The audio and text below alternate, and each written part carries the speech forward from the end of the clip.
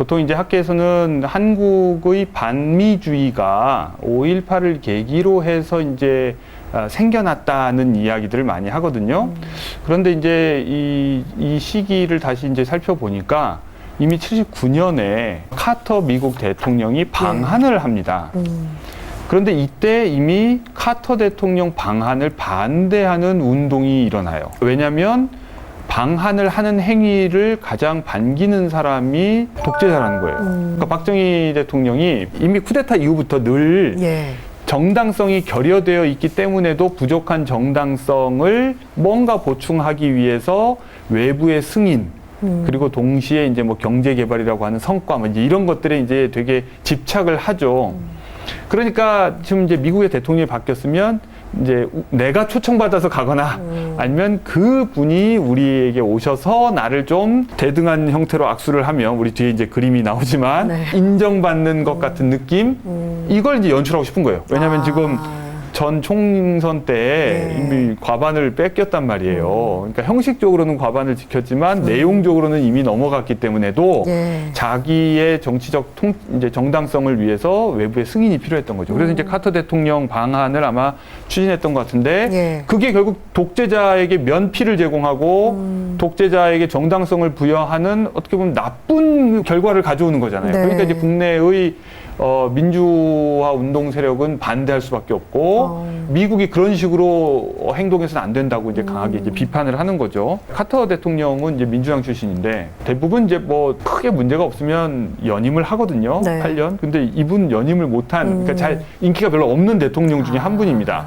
그러니까 뭐가 문제였을까? 근데 이제 민주당 정부가 되게 일반화해서 얘기하기는 어렵지만 공화당 정권하고 좀 다르게 개입주의적 성향을 많이 보였습니다. 왜냐하면 민주당이 훨씬 더 보편적인 가치를 우선시하기 때문에 인권이라든지 자유 이런 것들을 중요하게 표방하면서 다른 나라의 내정에도 약간은 간섭하는 발언들을 많이 해왔거든요. 그러니까 이제 국내 민주화 운동 세력도 카터 대통령이 박정희 정권의 인권 침해를 비판해 주기를 바라는 거고 그와 관련해서 시정되도록 어떤 지렛대 역할을 해주기를 바라는데 그 일은 제대로 안 하고 와가지고 정상회담 해주고 면피 주면 안 된다 이제 이 얘기거든요. 그러니까 이제 카터 대통령도 나름 뭐 노력을 안 한 건 아니겠지만 또 다른 이제 국내적 압력이라는 게 뭐냐면 이 당시가 이제 79년이 아프가니스탄에서 전쟁이 벌어집니다.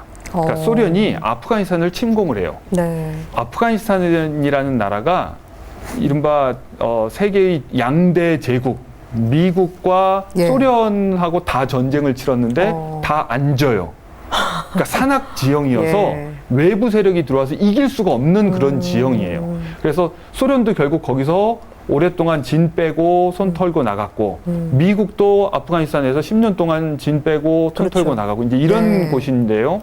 그러다 보니까 뭐랄까요, 국내에서 한편으로는 이제 소련이 아프가니스탄을 완전히 이제 장악하지 못하도록 간접적으로 미국이 이제 우회 지원을 하죠. 뭐 무기라든지 인력이라든지. 그러니까 이제 미국이 은밀하게 다른 곳에서 또 전쟁을 하고 있었던 거예요. 이미 75년에 베트남에서 손 털고 나왔지만 또 79년에 아프가니스탄에서 전쟁을 할 수밖에 없는 상황이고 그러니까 이제 이 동아시아에 사실 중국하고는 대탕트 이후에 약간 이제 뭐 그렇게 나쁘지 않은 관계고 하니까 굳이 주한미군 비싼 돈 들여가면서 주둔시킬 필요가 있나. 그러니까 그때부터 지금까지 심지어 이제 6.25 이후 지금까지 계속 주한미군 철수 또는 주한미군 주둔 비용에 관련된 얘기가 간헐적으로 나옵니다. 지금 벌써부터 이제 보도 나오잖아요. 올 이제 연말에 미국에서 대선 치러지면 만약에 트럼프로 정권이 바뀌면 트럼프 분명히 이제 또 주둔비 인상 요구할 거다. 그러니까 이게 이제 국내적 압력인 겁니다. 그러니까 우리 세금으로 군대 유지해서 전 세계에서 군대 유지하면서 이거 너무 좀 돈 낭비 아니야? 사실은 그게 아니죠. 그런데도 그렇습니다.